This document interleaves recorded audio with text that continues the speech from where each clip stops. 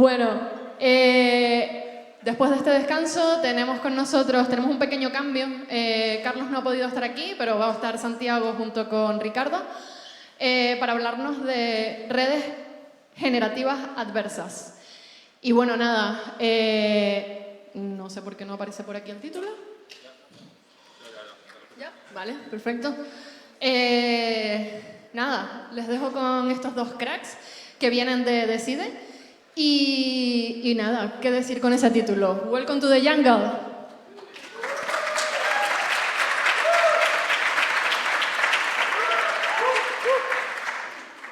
Bueno, buenas tardes a todos. Como mencionaron, estamos aquí Ricardo Fernández y yo, Santiago Morales. Carlos nos ayudó bastante con la presentación.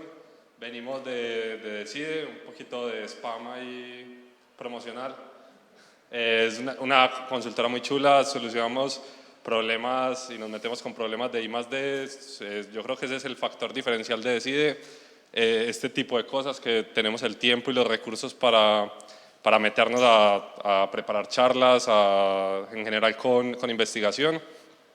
También les promociono la charla de mañana a las 10 para si quieren aprender a solucionar sus problemas con series temporales, la de Dominando el Tiempo. Y si les interesa monitorizar modelos de Machine Learning a las 3:30, también de nuestros compañeros de Decide. Vale, primero una perspectiva general de lo que será la charla. Les estaremos contando unos conocimientos previos, algo que creemos que es necesario para entender qué es una GAN, una Generative Adversarial Network, por sus siglas en inglés. Y nada, estaremos explicando un poco de esos conocimientos previos, luego veremos una evolución temporal de cómo se dieron las GANs y de cómo se llegó a ellas, y para finalmente terminar con unas conclusiones y con algunos casos de uso. Vale, antes de los conocimientos previos, antes de meternos un poco como en el barro, vamos a ver un ejemplo. Vamos a ver un ejemplo de para qué se utilizan, cuál es el caso de uso que está como más hypeado de las GANs, que es la transferencia de estilo. La transferencia de estilo es cuando, en este caso, por ejemplo, en el GIF, se quiere pasar, por ejemplo, de cebra a caballo o de caballo a cebra. Eso es como un estilo, pero algo mucho más abstracto que simplemente poner un filtro. Y eso es algo que hacen muy bien las GANs, que Ricardo después les va a explicar con más profundidad. Se va a meter un poco más en la parte teórica de cómo una GAN es capaz de hacer este tipo de cosas. Entonces, es muy interesante. Bueno, pero antes de eso, como les advertí, nos tenemos que meter un poco en el barro, ver un poco de conocimientos previos como para entender qué es lo que están haciendo estas redes. Primero vemos como una perspectiva muy general, que son los dos frameworks, digamos, como más usados en Machine Learning, que son el aprendizaje supervisado y el aprendizaje no supervisado. En el aprendizaje supervisado normalmente se tienen etiquetas, eso es como lo que lo caracteriza. En el no supervisado no se tienen etiquetas. En el supervisado normalmente tenemos más precisión, por eso es muy usado en industria, pero tenemos el problema de que no nos permite identificar patrones nuevos con los datos que ya tenemos, justamente porque únicamente usa datos etiquetados. Ese es el pro del aprendizaje no supervisado. Un ejemplo claro es, por ejemplo, un algoritmo de clustering. Si nos cambian los clusters en el tiempo, el algoritmo igual va a ser capaz de detectarlos porque no dependía de que los clusters estuvieran etiquetados para poder hacer el trabajo. Otro tema que necesitamos entender antes de meternos con las GANs es qué es una red neuronal. Una red neuronal básicamente es este modelo que tenemos acá, que tiene dos fases. Entran los valores, el input entra por la izquierda para la fase de forward pass, o paso hacia adelante. Luego pasa por unas capas ocultas, que son las capas naranjas, que básicamente se hacen unas transformaciones no lineales que permiten encontrar la complejidad del sistema que se está manejando. Y termina en un output, que simplemente puede ser un valor, un vector o una salida en general. Luego este valor lo podemos comparar con un valor que tenemos como correcto y podemos encontrar el error. Y a partir del error ya pasamos al backward pass, que es devolvernos y actualizar la red de tal forma que vaya mejorando con el tiempo. Este pase hacia atrás también se hace con el algoritmo de backpropagation. Vale. Ahora ya sí metiéndonos un poco más como a la explicación de cómo se llegó a los modelos generativos. Digamos, como una primera arquitectura que lo introdujo fueron los autoencoders, que si bien no de generativo sí dio como la idea de que se podía llegar a ellos. El autoencoder básicamente se tiene un codificador, son de nuevo dos fases. Un codificador que básicamente lo que hace es que toma un elemento y lo comprime a un elemento de menor tamaño, en este caso sería z, lo comprime a un valor z, y luego tenemos el decodificador, que básicamente lo que hace es tomar un valor como z y convertirlo en una imagen, en este caso en una imagen o en un elemento que sea similar al de la entrada. Básicamente el autoencoder lo que hace es tratar de replicar lo que entró a la red, pero con un proceso de compresión en el medio. Claro, una de las limitaciones de este tipo de arquitectura es que únicamente es capaz de imitar lo que se le pasa. No permite justamente generar datos nuevos. Entonces, para hacerle paso a esa limitación, entraron, por ejemplo, los variational autoencoders. Que los variational autoencoders, en lugar de comprimir el elemento original en un único valor, lo que hace es comprimirlo en una distribución de probabilidades. Al comprimirlo en una distribución de probabilidades ya se le está incluyendo el factor estocástico, que lo que hace es que el decoder no tome un único valor z, sino un punto de una distribución, que va a tener esa componente estocástica que va a hacer que no siempre se genere la misma imagen a la salida. De esta forma ya podemos estar hablando de modelos generativos, porque estamos generando datos estamos generando datos que son nuevos a partir de datos que ya teníamos antes, que eso no pasaba con el autoencoder. A pesar de que esto ya permite, digamos, producir nuevos elementos, generar nuevos elementos, ya estamos hablando de modelos generativos, aún sigue teniendo algunas limitaciones, por lo que en el tiempo se siguió experimentando y se siguieron creando nuevos modelos y nuevas arquitecturas, y una de ellas es justamente las GANs. Esta era la previa para ver cómo se llegó hasta acá, cómo la GAN, la Generative Adversarial Network, es justamente una red que trata de subsanar esas limitaciones que presentaba el variational autoencoder. La GAN, creo que puede hablar mucho mejor Ricardo, que es experto en GANs. Muchas gracias, Santiago. Más que experto, bueno, no soy experto, pero bueno, muchas gracias por la introducción. Yo continúo a partir de aquí. Tenemos que las Generative Adversarial Networks es un modelo que está compuesto por dos redes neuronales. Una que llamaremos el generador y otra que llamaremos el discriminador.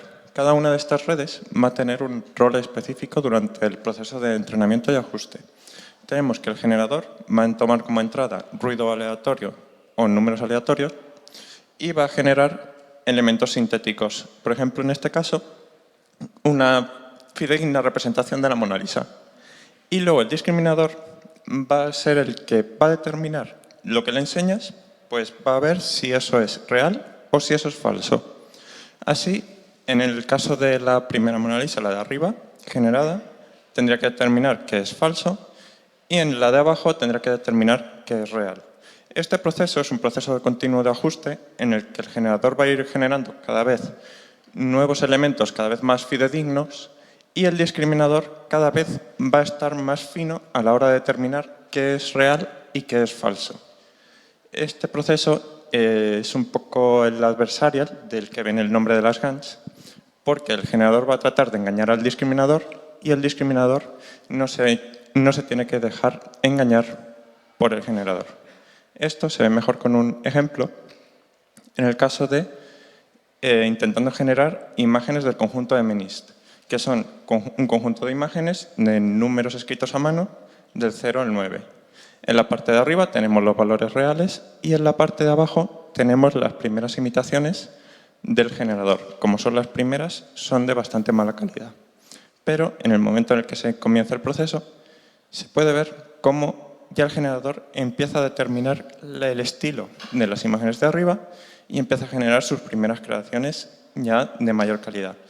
Que si nos fijamos se puede ver algún número en algunos casos y en otros casos un garabato, pero que sigue el estilo del trazo blanco del conjunto original, teniendo así un poco esa generación bastante interesante. Luego, ¿cómo empezó esto? Tenemos que la primera GAN fue propuesta por Ian Goodfellow en 2014 en su artículo Generative Adversarial Nets, en el que se presentan resultados de estos modelos. A la izquierda tenemos resultados generados del dataset CIFAR-10, que son imágenes de perros, gatos, coches, aviones, caballos, bueno, y unas pocas más. Y a la derecha del Toronto Face Datasets. En cada uno de estos casos se entrenó un generador y un discriminador distinto, y en la izquierda se tienen las primeras imágenes generadas y cuanto más a la derecha, mayor avanzado está el proceso de entrenamiento y ajuste. En este artículo también se determinó de manera teórica que estos modelos funcionan y llegan a un punto óptimo. Pero, como todo pasa, se queda en la teoría, porque también no tuvieron problemas, como que el generador había un momento en el que ya se estancaba y no mejoraba la calidad de su generación, o que generaba una única imagen muy buena, pero que solo te genera una. Entonces, eso no te interesa.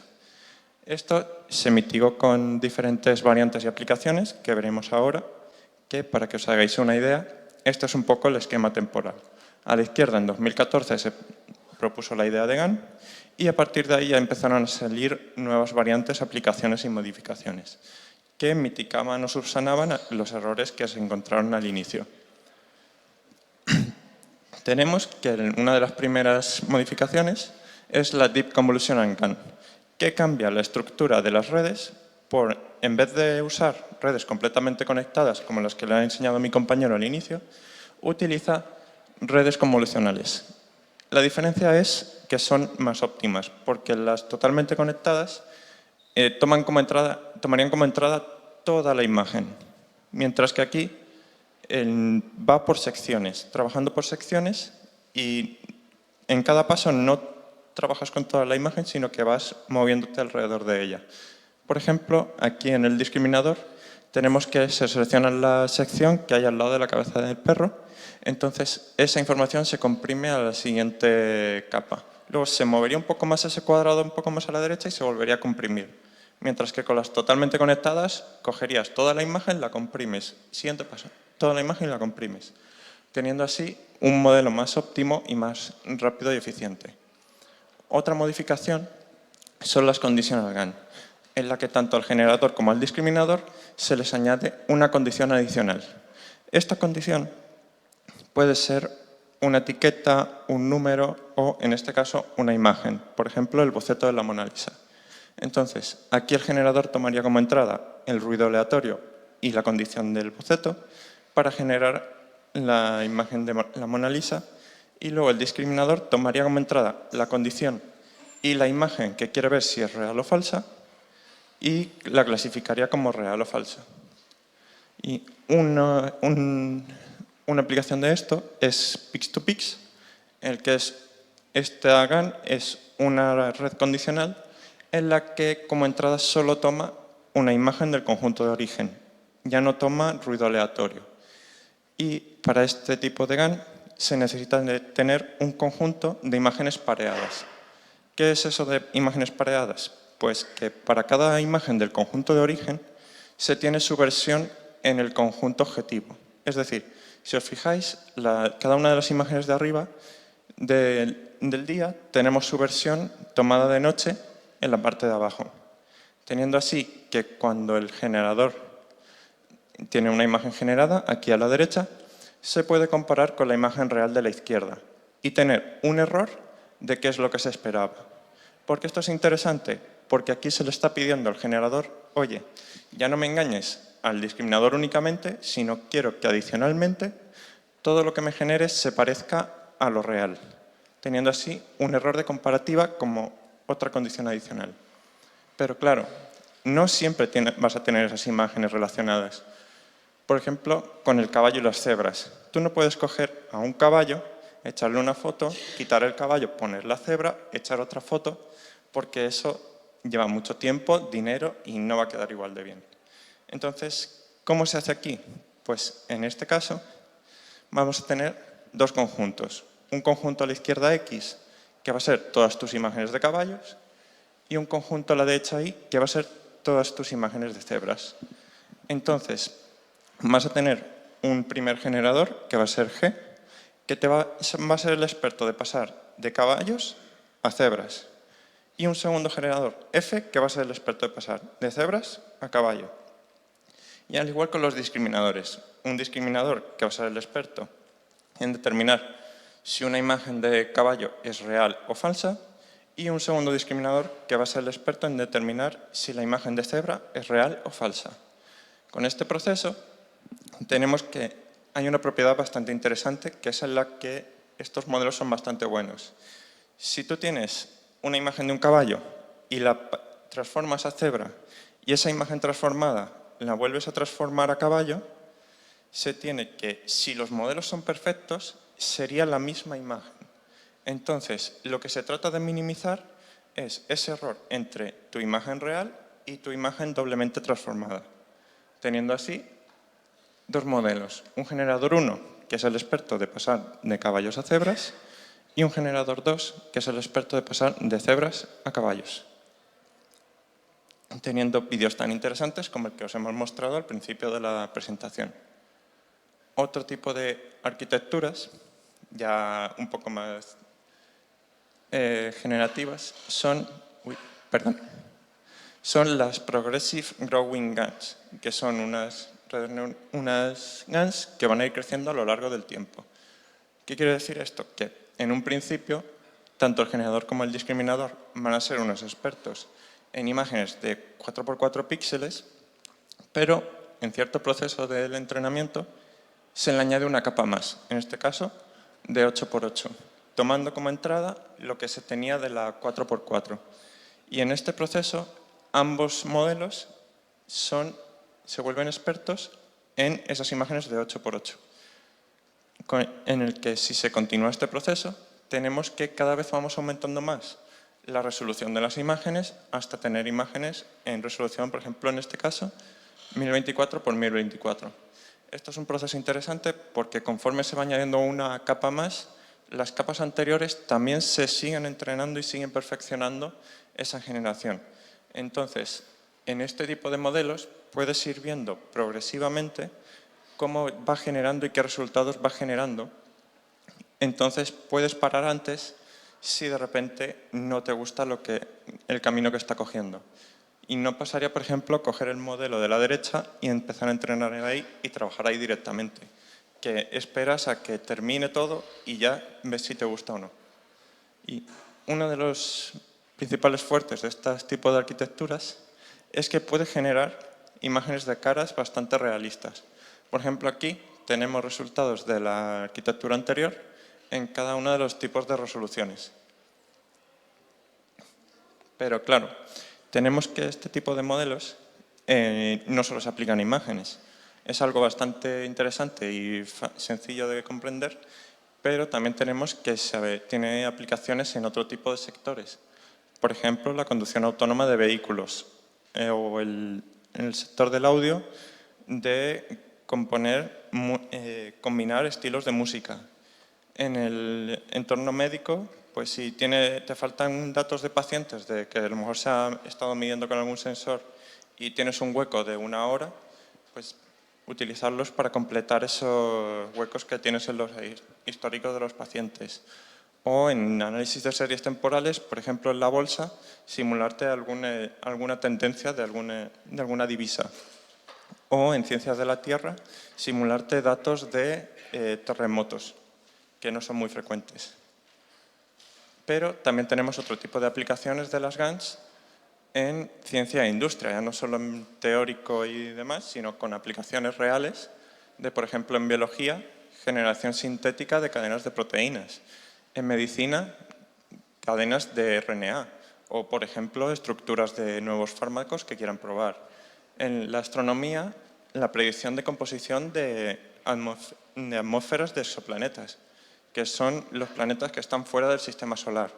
Puedes tener tu conjunto de imágenes hiperespectrales de tus datos de planetas, esperar 3 meses o 4 a que los analicen todos o correr uno de estos modelos y más o menos tienes una aproximación fidedigna. Luego, en finanzas, tener una detección de anomalías, de si ha habido alguna manipulación de algún tipo de mercado. En ciencias geoespaciales, tener unas imágenes de superresolución, de imágenes de variables climáticas, para aumentar la resolución con la que vas a trabajar. Y por último, generación de música, tienes 2 canciones o 2 melodías y generas el paso de una a otra.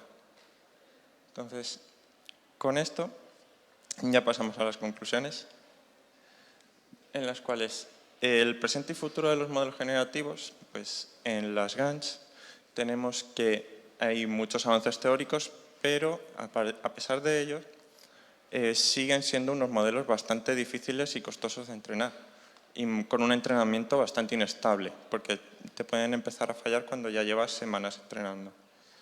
Luego también existen otras arquitecturas, como los modelos de difusión, que han superado bastante a la generación de imágenes respecto a las GANs, que para que veáis un poco como una comparativa entre ellos, a la izquierda tenemos una imagen del lado. Entonces, en este tipo de modelos se tienen 2 pasos, un forward process en el que se va añadiendo ruido a la imagen y un backward process que lo que se trata es de recuperar la imagen original a partir de la imagen con ruido. Entonces, en este no sería del mismo modo que las GANs. La ventaja que tienen las GANs en el mundo actual y por qué se sigue investigando y se sigue estudiando, pues son capaces de generar resultados en segundos o menos y además con una amplia facilidad. Tenemos aquí un esquema. En la parte de arriba izquierda, tenemos una imagen de rosas con un toque al óleo. Y conforme vamos más a la derecha, se le va traspasando un estilo de girasoles. Mientras que en la parte de abajo tenemos el estilo de fotografía, conforme vamos subiendo hacia arriba, se va transfiriendo a un estilo más al óleo. Entonces, en esta imagen se puede ver un poco las transiciones y combinaciones entre cada uno de los elementos. Que estos resultados, por ejemplo, son obtenidos con la GigaGAN, que aparte de esto también permite obtención de imágenes de 4K. Entonces, ya llegamos al final y os dejamos aquí unos recursos. El primero es una página web en la que tienes 2 imágenes, una real y una generada de caras, y tenéis que elegir a vuestro criterio cuál es la real y la generada, y os lo dice. Luego, en el segundo, tenemos una demo de Pix2Pix, que es, hacéis un dibujo y ese dibujo os lo transforma en un gato, un bolso o unos zapatos, dependiendo del tipo de modelo que cojáis. Y por si queréis programar y meteros en tener vuestros propios modelos, os dejamos aquí también un tutorial de Pix2Pix y un tutorial de CycleGAN para que podáis probar y aprender un poco de esto. Y os recomendamos que tengáis una buena GPU o bastante paciencia. También tenéis las referencias de los artículos que hemos visitado y las páginas. Muchas gracias por su atención.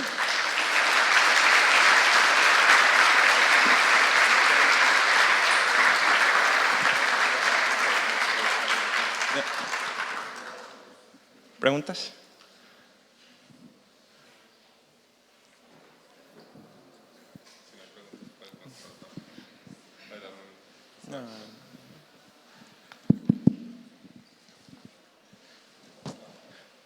Perdón.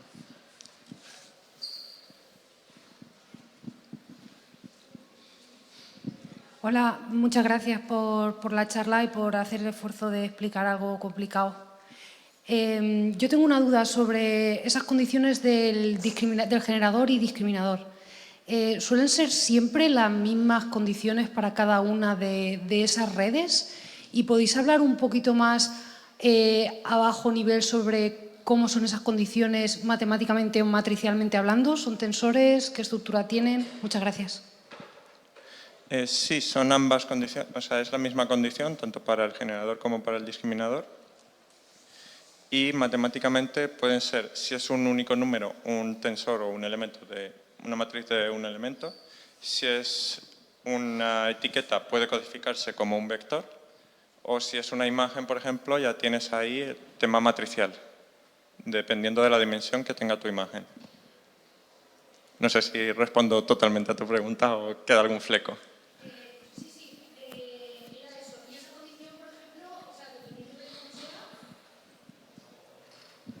Gracias. Por ejemplo, si es algo que tenga que ver con los ejes de una imagen, entiendo que sería como un tensor que te hable de esos ejes, ¿no? Quiero entender un poquito la forma que tiene con respecto, cuando es imagen, con respecto a la red.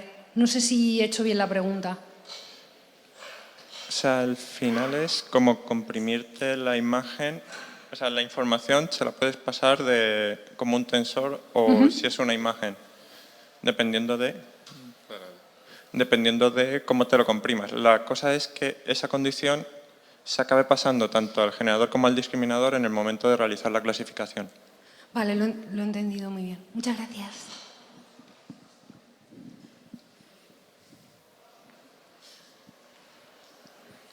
¿No hay más preguntas? Por allí. Está por allí.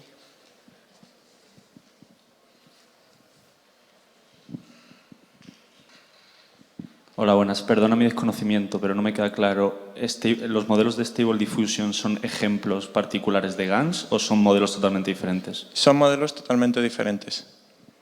O sea, Stable Diffusion utiliza un proceso para ir añadiendo ruido y luego otro que es quitar el ruido para recuperar la imagen, mientras que GANs tienes que ahí están compitiendo dos modelos. Uno que te está generando elementos y otro que te está clasificando si ese elemento es real o no.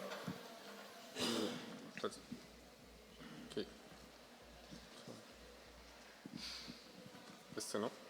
Sí.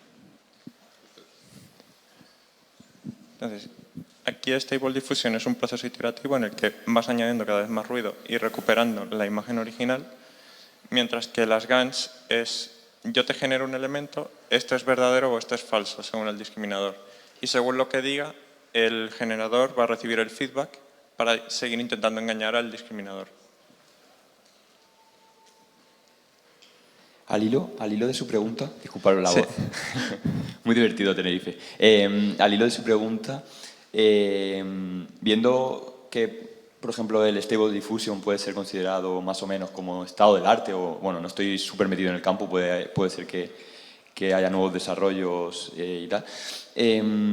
Estas arquitecturas que has ido comentando, cómo han ido evolucionando, ¿en qué casos siguen, o para qué tipo de problemas o casos de uso siguen considerándose como estado del arte? Si alguien, por ejemplo, que no estuviera introducido en este mundo y quisiera empezar con algo de esto, ¿cuáles todavía siguen teniendo bastante aplicación y para qué casos? Ya que has comentado que son completamente, bueno, que son bastante diferentes el Stable Diffusion con este tema de GANs. Sí, los modelos de Pix2Pix y CycleGAN, por ejemplo, son bastante estado del arte. Bueno, no sé hasta qué punto sigue ahora. Creo que hay un Pix2Pix para generar elementos en 3D, Pix2Pix 3D. Pero para empezar, yo empezaría con algo así. Pix2Pix CycleGAN, porque puedes ir controlando qué es lo que te va saliendo y cómo se va ajustando ese modelo. Entonces, no es una caja negra, sino que vas viendo resultados y elementos. Y es algo que ahí tenéis un par de tutoriales, pero está bastante avanzado y los tutoriales, por ejemplo, son en TensorFlow, pero también si buscáis en Google, seguro que en los primeros resultados tenéis PyTorch, Coffee y más elementos así.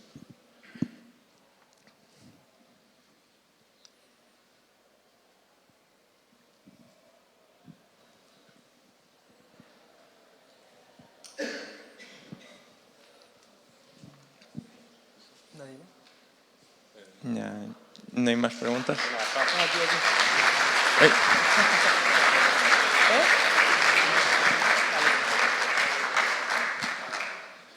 Muchas gracias.